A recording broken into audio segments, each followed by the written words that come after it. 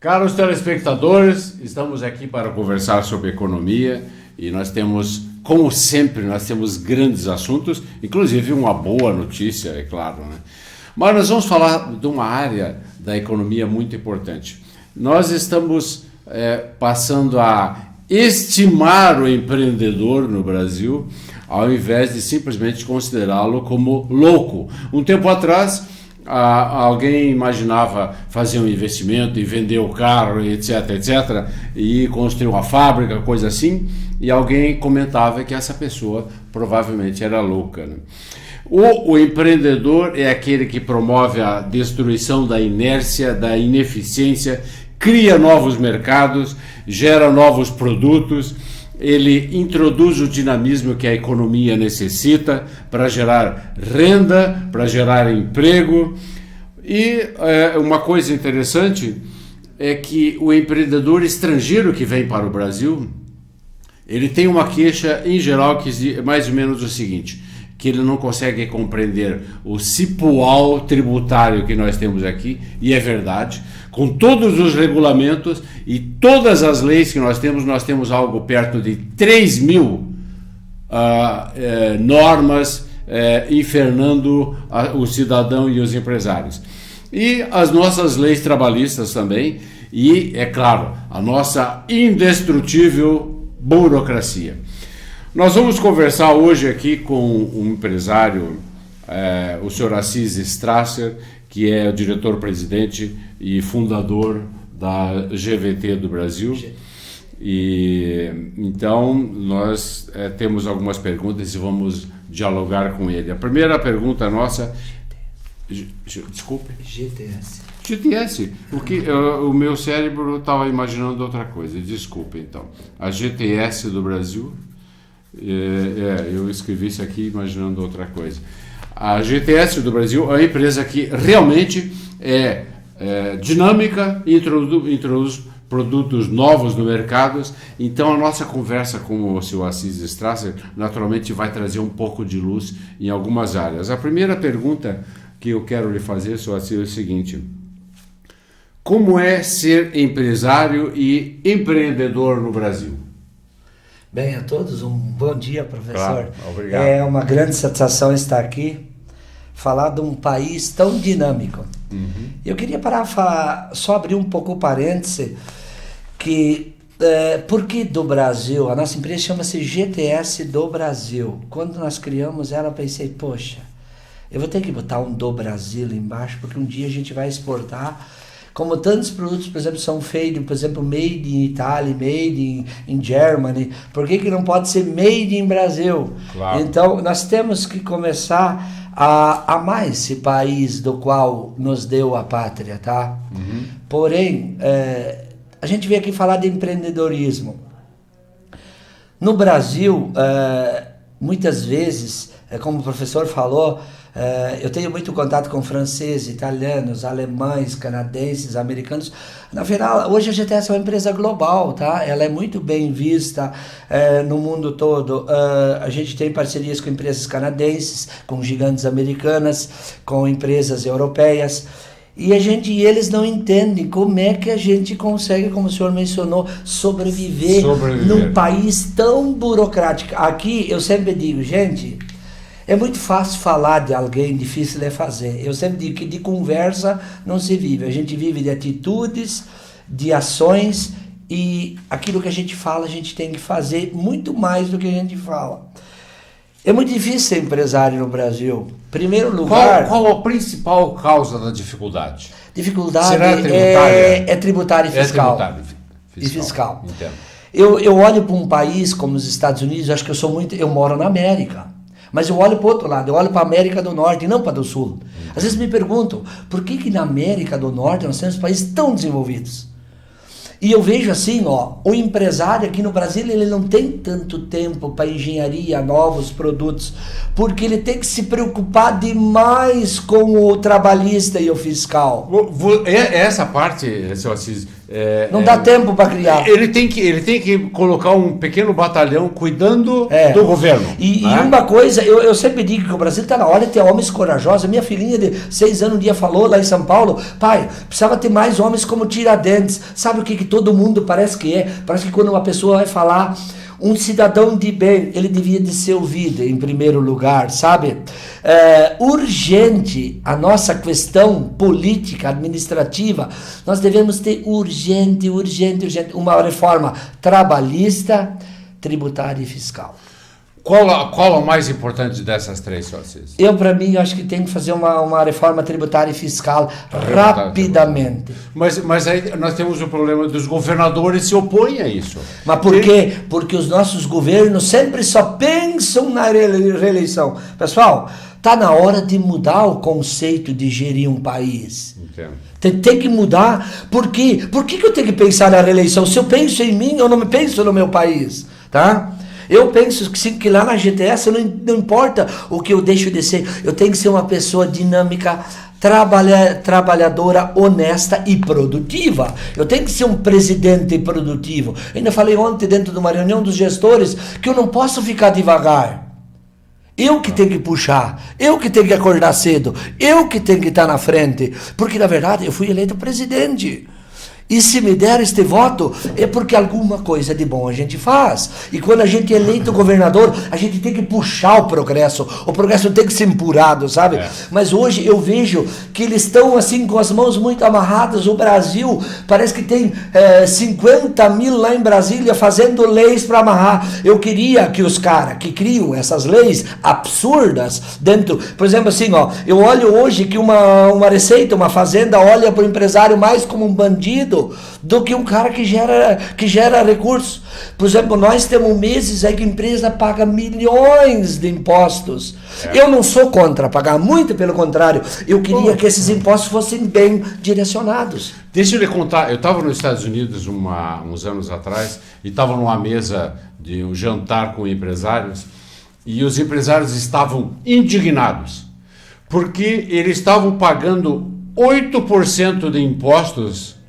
E eu pensei assim, eu não vou nem falar o que nós pagamos. Né? Eles pagavam, no geral, 8%.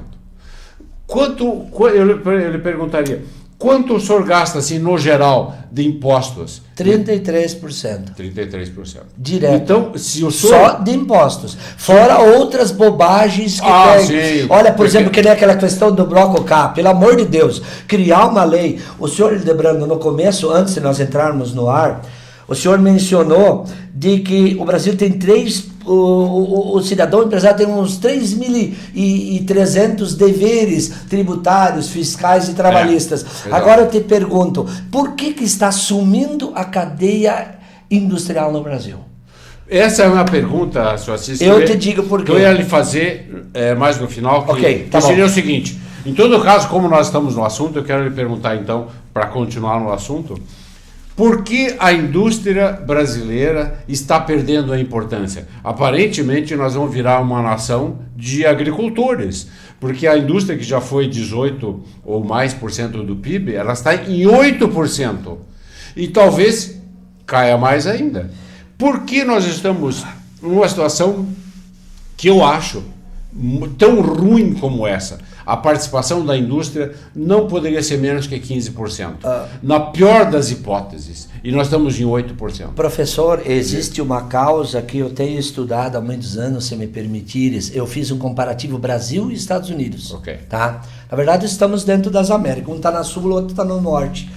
Porém, professor, o governo americano, ele nunca teve um protecionismo sobre a sua indústria. Isso fez o quê? Isso fez o empresário inovar. Por exemplo, eu sou industrial americano, eu preciso de uma máquina fantástica. E essa máquina tem no Japão, o governo não cobra grande sobretaxa sobre este equipamento, porque ele sabe que com esta máquina de altíssima tecnologia, eu consigo melhorar os meus meus processos e o meu produto final. E a produtividade. E a produtividade. São 3 pilares relevantes. O governo brasileiro não, ele só nos protege. Agora, quando outro dia, professor, eu estava com o pessoal do BNDES aqui do Rio de Janeiro, aqui, os 2 italianinhos, um menino muito bom, nota 10 para os meninos, eles gostaram muito da GTS lá no AgriShow, em Ribeirão Preto, e eles queriam conhecer por que a GTS, eles não tinham proximidade. Chegaram aqui para ficar 2 horas, ficaram uma tarde inteira. Mostrei os novos investimentos, as novas fábricas, a nossa inovação. Eles saíram daqui assim maravilhados, porque eles dizem que no Brasil é tão burocrático até para tu emprestar dinheiro, tá? Aí eu falei, mas eu queria agora eu precisava de um valor para mim investir em máquinas europeias, americanas e japonesas. Falaram, não. Aí há uma sobretaxa. Tá vendo? Então veja bem, nós precisamos urgente, empresários, industriais e governo, sentar numa mesa e mudarmos essa questão. Eu acho que a gente tem muita instituição, nós temos Fiergs, Fiesc, nós temos, por exemplo, a BIMAC. A BIMAC tem que brigar pelas indústrias de máquinas agrícolas, que é o setor de máquinas e equipamentos agrícolas, tá? E de máquinas no Brasil. E eu vejo tanto que os gringos brigam lá em São Paulo, em vez do governo nos ver como geradores de riquezas, como geradores de impostos. E de impostos. E de empregos, ao primeiro, porque eu sempre penso assim, nós viemos aqui para gerar empregos, tá? Claro. Gerando empregos, nós já geramos impostos e riquezas, tá? Sim. Porque o empresário, sabe, eu olho hoje para a empresa lá, assim, eu fico muito decepcionado quando vem um momento difícil, quando tu precisa fazer um acerto com um funcionário. Ao invés de tu poder contratar mais pessoas, o Brasil é aquele vai e vem, aquela economia que nunca é definida. Os governos vão lá para brigar sobre suas siglas, PMDB, PSDB, PT, e se esquecem do povo brasileiro. Eles esqueceram o empresário e o povo brasileiro, gente. É verdade. E isso, os outros governos, por exemplo, esse dia um americano me falou num jantar, um grande empresário americano lá em Ribeirão Preto, no AgriShow, ele disse, Assis, vocês não devem parar de vigiar. Nós somos um povo maduro, para nós não importa se entra Hillary, ou Sanders, ou entra Donald Trump, para nós não importa.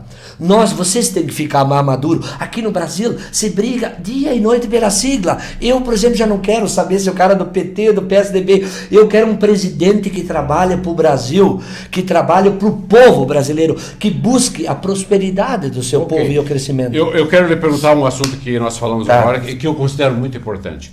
A GTS, ela é uma indústria automatizada ou ela usa muita mão de obra? Ela usa muita mão de obra. Ah, é? Então eu queria lhe perguntar o seguinte. Mas ela fabrica tecnologia. Não, perfeitamente. Mas eu quero lhe perguntar o seguinte, senhor Assis, que é o seguinte, quando nós comparamos a produtividade da mão de obra brasileira com a da americana, a nossa é 1/5. Ou seja, o empresário americano produz 100. Nós produzimos 18. Como é que o senhor encara essa situação?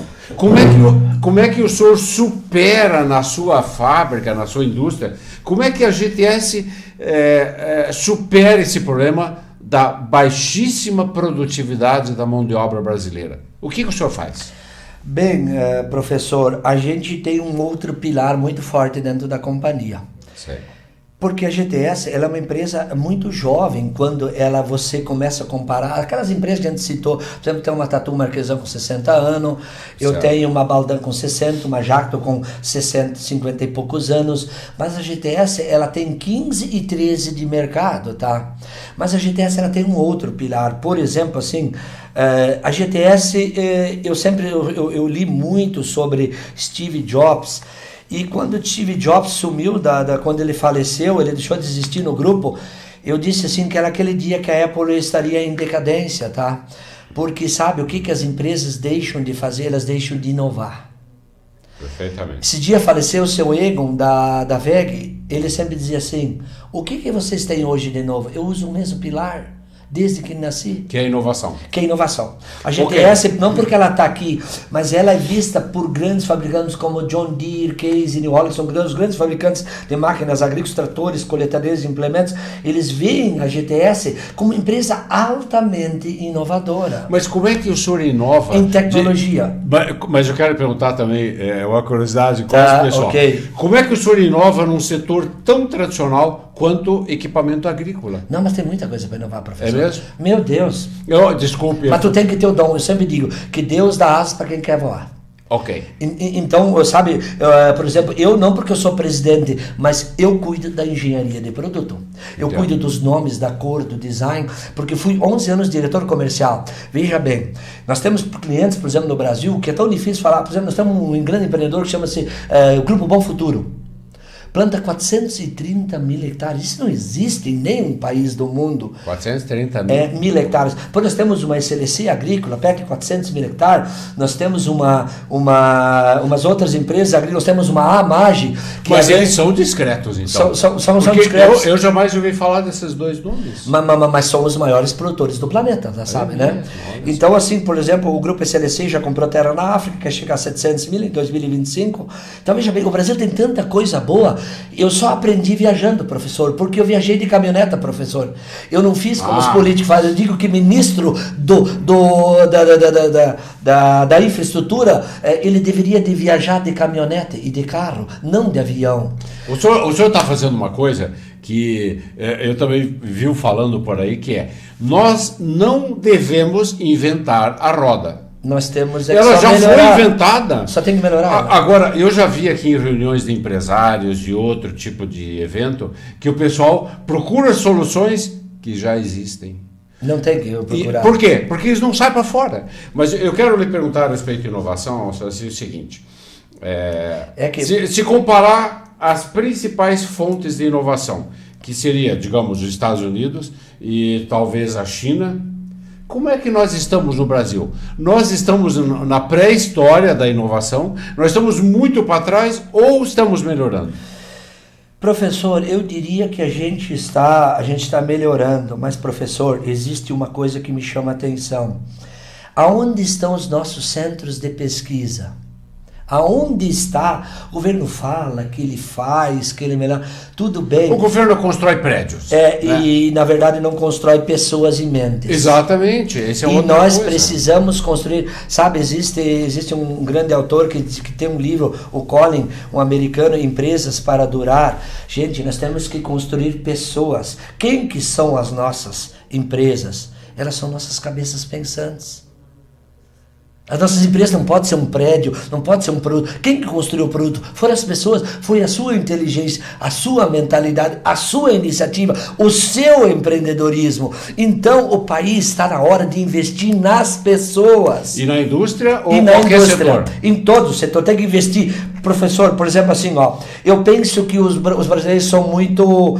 Eu gosto do povo brasileiro. O povo brasileiro é um povo empreendedor, mas ele não tem uma coisa que está a favor dele. Veja bem, outro dia trocando ideia com a esposa do Maggi, lá em Ribeirão Preto, falou assim: nós nos conhecemos há 10 anos. Olha o que nós éramos há 10 anos atrás. Da porteira para dentro, como você também cresceu muito, mas da porteira para fora não cresceu nada. Cadê as mega estradas? Professor, pega um modal, por exemplo. O que o cidadão precisaria? De estrada. Eu não admito que foi recapada a 282 e não se construiu 1 metro de terceira pista, professor. Isso é inadmissível. Professor, tudo bem, eu tenho um voo. O aeroporto aqui já existia. Por que aquele de Coreia Pinto não funciona, por exemplo, assim? Cadê a ferrovia nossa? Cadê as mega estradas? O cidadão, professor, precisa de mega estradas, bons aeroportos e bons portos. O resto ele faz, professor. O senhor não acha que Lages, já que o senhor falou nesse assunto, Lages, a vocação de Lages é a logística? Nós estamos no centro. Estamos muito bem. No centro Mercosul, São Paulo, Porto Alegre. Nós estamos no centro. E o senhor falou muito apropriadamente. Como é que estamos de ferrovia? Como é que estamos de rodovia? Nós não estamos bem. Viu, professor? Veja bem, agora outro dia saiu a duplicação da 116. Quando eu vi, meu Deus, tantos anos para duplicar, mas vamos duplicar só uns pedacinhos dentro das cidades. Professor, um caminhoneiro, nós estamos muito sobre pneus, tá? Por exemplo, eu rodo, eu creio, em muitos países do mundo e a gente tem que ver com os olhos, como dizem os japoneses, né? É melhor ver uma vez com os olhos do que vir falar 1000 vezes por telefone. Verdade. Então eu penso que o nosso ministro da infraestrutura, por que reinventar a rota, professor? Dá uma olhada quando é feita uma duplicação. Por que só foi feito esse pedacinho do shopping até perto da GTS? Por que já não foi logo até a 116? Meu Deus, chega de tardezinha, estamos construindo aquela fábrica 2, estamos pensando já lá em cima fazer a unidade 3 agora aqui. Então assim, ó, professor, nós demoramos muito tempo, se dá dinheiro para vender o carro, mas não se pensa que amanhã esse carro precisa de uma rodovia. Eu tenho financiamento agora para, por exemplo, comprar caminhões. Mas quantos caminhões novos entram por ano? Quem que está planejando isso? Quantos automóveis entram no Brasil por ano? 3, 4 bilhões? Então assim, quem que está construindo essa infraestrutura daqui 2 anos, daqui 3, daqui 10? Ela vai explodir. Ela vai explodir. Então cada vez o Brasil, professor, ó, a Duque aqui foi feita uma duplicação, tá? Aonde isso está constitucionalmente que está 40? Eu falo para eles, infraestrutura das cidades. Estão indo para trás, professor. O cidadão precisava voar e ele está cada dia mais devagar. Devagar porque o cara da frente, onde é 40, ele já vem para 20. Tá? Então nós temos que começar a pensar, professor, que isso é a morte das indústrias. O que eu levava para ir daqui a Caxias, professor, por exemplo, 3 horas, hoje estou levando 4. O senhor não está falando muito, vamos imaginar, é só uma pergunta. O senhor não está falando muito, considerando o panorama local, porque se nós formos para Blumenau, por exemplo, ou Chapecó, ou Joinville, não seria completamente diferente? Ou é a mesma coisa? Professor, para mim é a mesma coisa. Chega em Blumenau, de manhã, se eu não cheguei 6 horas, já não entro mais, não ando mais. Cadê a duplicação da BR 470? Fica só em projeto, professor. É uma espinha dorsal que liga São Miguel do Oeste a 116. Concordo. O modal, professor, mas eu estou querendo me referir ao modal inteiro do país. Gente, eu viajei de caminhonete 1 mês, professor. Eu fiz 30 mil quilômetros, quer acreditar ou não, eu dormi muito pouco na minha vida, tá? Porque no Brasil, professor, você não tem que ser um empresário, tem que ser um gênio. Claro. Do jeito que está o Brasil hoje, olha, para mim, o cara pode ser um pequeno comerciante, ele tem que ser um gênio. Mas e como é que aconteceu esse atraso? Aconteceu, digamos, professor, de 10 anos para cá, 20 anos para cá? No mínimo de uns 20 anos para cá, se perdeu. Nesses últimos 14, 15 anos, o Brasil praticamente não cresceu nada em modal. Professor, vamos para o Mato Grosso, tu entra em Rondonópolis e Cuiabá, tu não anda mais. Talvez Goiás, eu morei 2 anos em Goiás. Talvez Goiás seja uma pequena exceção aí, porque eles estão muito bem com o transporte fluvial. Sim. Eles estão muito bem com ferrovia, eles estão muito bem com um aeroporto de cargas em Anápolis, por exemplo, e as rodovias eles estão pavimentando e duplicando. Eu não sei se a sua opinião seria a mesma que em Goiás, talvez o único estado, mas eles estão melhores nessa área. Sim, pode até ser, professor, mas eu gosto sempre de ter o país como um todo, tá? Claro. Porque há algumas rodovias, por exemplo, São Paulo, para mim não tem mais condições. São Paulo não tem mais. Esse dia eu fui lá em São Paulo visitar um fornecedor, eu levei de caminhoneta, eu levei para fazer 13 quilômetros, quase 3 horas. Eu saí às 3, cheguei 6 horas, para fazer 13 quilômetros. Agora eu te pergunto, será que um empresário pode perder tanto tempo? Não pode. Time is money, tempo é dinheiro, sabe? Eu sempre digo que o meu minuto não pode ser tão barato, sabe? Como eu cuido de várias áreas e principalmente de inovação, eu também preciso ter tempo para pensar na inovação, tá? E o brasileiro precisa acreditar. O brasileiro não adianta ficar se lamentando. Gente, a gente tem que botar o pé na estrada, tem que acreditar no país. O país é bom. Professor, o país tem de tudo. Nós temos hoje a vocação de, quer ver, a ONU e a FAO, eles têm um dado que em 2025 o nosso país é responsável por 40% de todos os alimentos do planeta. Seremos a potência do planeta em produção de alimentos. Mas nós precisamos de modal, professor. Por que eu volto? Aqui que está um ponto. Logística. Logística e tal. Mas aqui que está o ponto que eu mencionei agora há pouco, senhor Assis, que é o seguinte. A GTS é uma exceção nesse mar de ineficiência, mas o que eu queria dizer é o seguinte: com o encolhimento da indústria, nós não vamos acabar virando o fazendeiro do mundo? Professor? E nós vamos nos concentrar na produção. Claro que eu não estou falando mal, eu sempre elogio o agronegócio, eu sempre elogio. Mas nós não estamos nos concentrando quase 48% do PIB. É muito perigoso. É agronegócio. Professor, nós vamos virar chacareiro do mundo.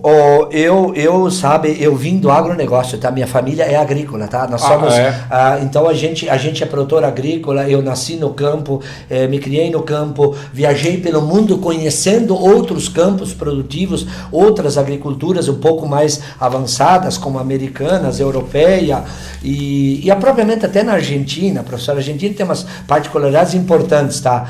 E dizer assim, ó, isso é o meu medo, professor. A agricultura não vai conseguir dar sustentabilidade de empregos e renda ao povo brasileiro. Nós precisamos urgente resgatar as indústrias brasileiras. O brasileiro é bom na indústria, mas para mim, nesses últimos anos, a indústria começou a se sucatear tanto, que hoje, olha, nós fomos para um caixa-prego, sabe, tá? Por que ela está sendo sucateada? Por quê, professor? Por causa da China? Por causa da China, porque outra coisa, nós não investimos muito em inovação, tá, interna, treinamento de pessoas. O senhor mesmo falou, professor, outro dia, vendo a produtividade, nós produzimos 8 vezes menos que um operário americano. Isso é preocupante? É preocupante. É altamente preocupante. Aonde é a raiz da fonte de não investirmos nas pessoas, professor? A GTS está começando muito mais do que nunca. Hoje nós não somos aquela empresa que veio lá do Campo Belo. Somos estamos no outro patamar. O senhor tem uma ideia, esse ano a empresa cresceu 7%. 7% num cenário mundial. Um cenário horrível. Então, a gente pensa o ano que vem, professor, crescer 20%, 30%. Mas para isso nós estamos preparando as pessoas, nos planejando, buscando novos mercados. Nós buscamos o mercado da Rússia, o mercado americano, o mercado europeu, o mercado mundial, professor. Uma vez o cara me falou no Rio de Janeiro, um diretor de uma grande companhia de caminhões, mas eu tenho um mundo, por que eu só estou no Brasil? Então nós não podemos nos agalinhar, desculpe a palavra. Eu entendo. A gente tem que ser simples, a pessoa não tem que, falar gíria. Eu vim de pessoas muito simples, eu vim do campo, tá? Porque eu vim do Campo Belo, e as pessoas são simples. E o meu cliente, por o mesmo homagem, é simples. Eu aprendi que grandes empresários do mundo são pessoas simples, pessoas de sucesso. Uma vez o cara da Sadia, seu Atílio Fontana, falou coisa muito verdadeira. O homem, quando ele começa a ter uma posição diferente, ele tem que ficar cada dia mais simples e não cada dia mais burocrático, cada dia mais distante. Eu concordo. Os empresários, você tem que ficar perto do teu funcionário. Eu fico muito perto, sabe? Eu gosto muito das pessoas, sabe, que trabalham na GTS, independente do seu grau de escolaridade ou não. Nós temos que acreditar que elas que são o dia a dia da empresa. Nós temos que montar uma empresa de pessoas e não de produtos. Eu entendo. Tá? Bom, uns anos atrás, eu mencionei aqui quando eu comecei o programa, que o empreendedor era considerado louco, né? Sim. O senhor acha que o Brasil melhorou? E tem uma coisa, por que nós temos que tratar melhor o empresário, especialmente o empresário industrial? Por uma razão econômica muito forte, que é o seguinte: quando a indústria faz alguma espécie de inovação, ela baixa o custo dos produtos. Os produtos são mais bem feitos, certo? Sim. Mais rapidamente, etc. E com uma qualidade e um acabamento. Muito melhor. Porque hoje tem que criar produtos globais. Não pode mais criar produtos nacionais. Tem que pensar, nós hoje criamos produtos com plataformas globais para tu vender no mundo inteiro. Perfeitamente. Por causa desse tipo de coisa, a indústria gera produtividade para os outros setores. Porque os outros setores compram da indústria mais barato. Ou seja, se tinha um trator ou um implemento do ano passado e que foi melhorado, essa produtividade passa para o resto da economia. Nós estamos compreendendo isso lentamente, os prefeitos estão olhando as indústrias com mais, digamos, com olhares mais simpáticos, mas é um processo lento ainda. Mas tem que acordar mais. E tem que acordar mais. Tem que acordar mais, professor. Nós estamos com, por exemplo, assim, eu vejo lá na GTS, meu Deus, os caras prometem 1000, mas não sai nada do chão, não anda, vem 50, não resolve. Professor, sabe qual é o grande problema do Brasil? Eu não sei como é que o empresário sobrevive. Por exemplo, assim, outro dia a gente teve um grave problema lá, nós criamos um setor novo de logística lá, e para fazer 25 metros de asfalto de Governador para frente, nem Eliseu, nem Colombo ninguém fez. Agora pergunta eles que são meus amigos, como é que vocês me prometem uma coisa e depois não cumprem? Vai lá ver como é que ficou. Eu, graças a Deus, como um empresário, eu citei uma coisa que eu admiro da minha família. Eu vim de um pai e de uma mãe muito honesta. Na GTS não existe esse jeitinho brasileiro, não existe caixa 2. Outra coisa, eu sempre digo, por que os homens têm tanto medo de falar a verdade? Por que se mente tanto? A gente tem que encarar, sabe? Eu gosto daquilo que se faz nos Estados Unidos. Não se protege nem trabalhador e nem empresário. Tem que ser pelo certo. Tá? Okay. E aqui no Brasil, mas agora não me fizeram. Foram lá, fui a Florianópolis, vão me fazer 25 metros. Um disse que um recebeu, o outro não fez. Mas ninguém fez, professor. Agora cheguei a falar para eles: meu Deus, como é que eu vou acreditar no governo do Temer se dentro de casa as pessoas me mentem, me dizem que fazem e não fizeram, professor? O senhor isso falou... é um desafio. Eu boto isso para o Colombo, para o Eliseu e para todo mundo, tá? Porque aqui eu estou gerando emprego em Lages, tá? Então, isso tem que parar, gente. Tem que dar hora de parar de alisar as pessoas. Quando diga, eu não vou fazer 10, agora depois que diz que fez, pelo amor de Deus, vai lá e faça. Professor, uma vez um cara do Paraná me falou uma frase, isso é grave no Brasil. Entendo. Estão rasgando a palavra, o papel se rasga.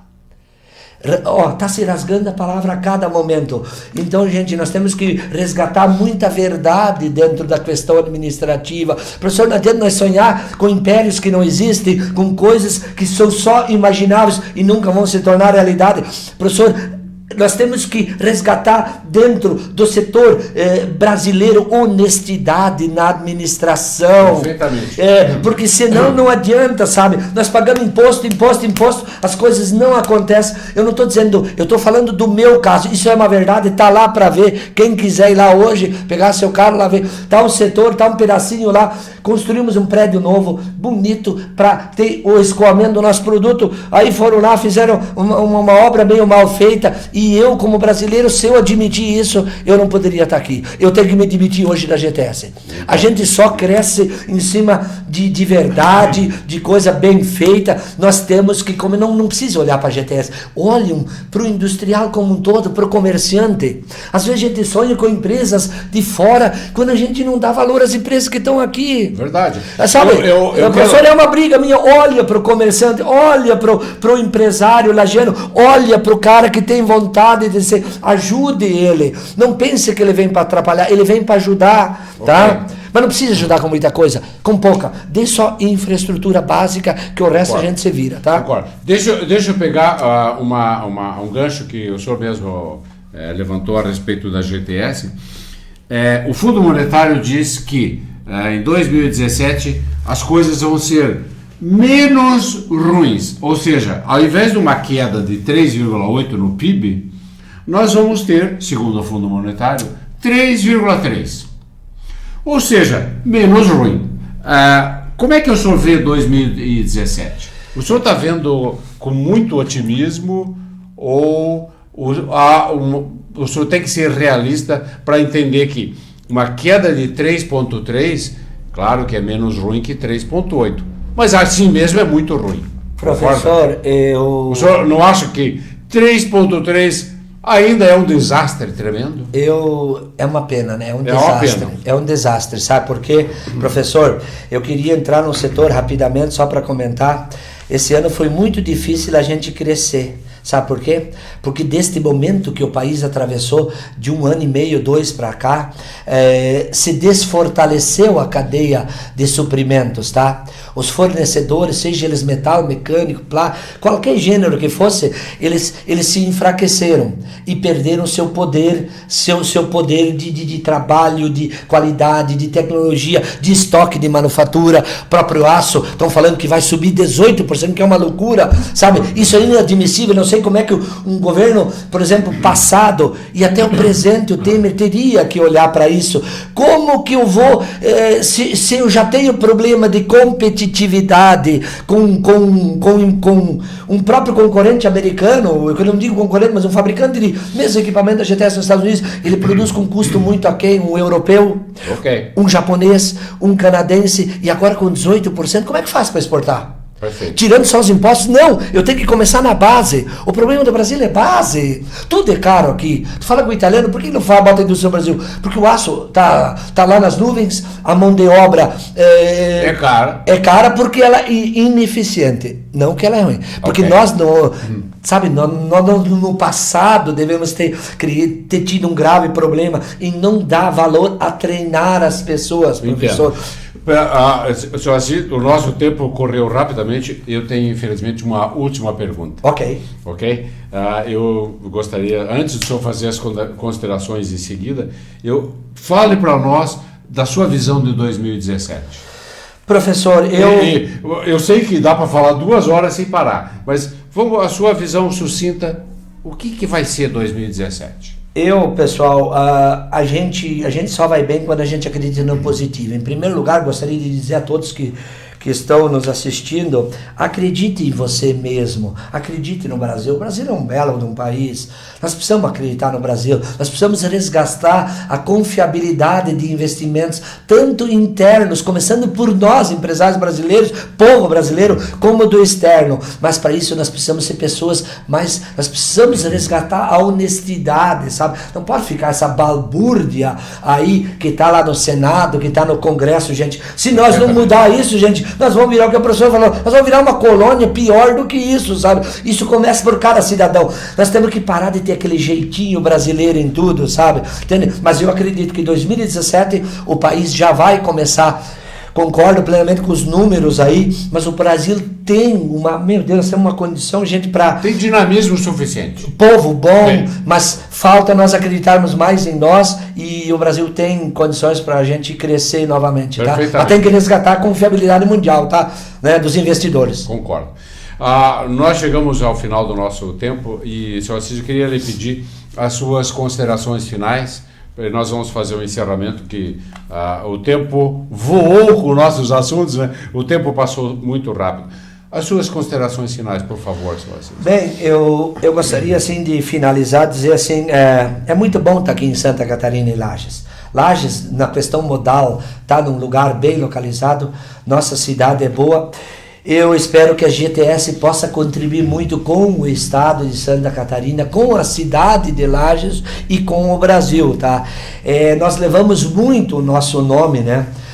Pelo mundo. Até esse ano o presidente mundial da New Holland, um italiano, falou que a GTS é quase que uma grife para ele, porque ele diz que ela faz as coisas muito bem feitas, desde um stand, o acabamento de um produto, a qualidade, a tecnologia. Então, gente, acreditem em vocês mesmos, porque nós acreditamos naquilo que a gente faz, tá?